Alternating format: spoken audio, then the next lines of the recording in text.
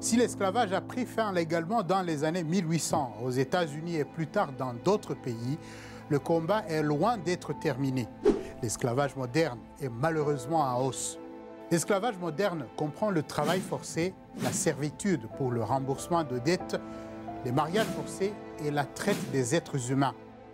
C'est une réalité pour environ 50 millions de personnes dans le monde. Ce chiffre était de 40 millions en 2016. En Afrique, cette pratique est répandue. Au Mali, on peut naître esclave si nos parents l'étaient. C'est ce qu'on appelle l'esclavage héréditaire. En Afrique de l'Ouest, l'industrie du chocolat a un goût amer. Le travail des enfants et la contrainte sont monnaie courante. En Libye, les Nations Unies ont trouvé des preuves accablantes d'esclavage sexuel perpétré sur des migrants d'Afrique subsaharienne.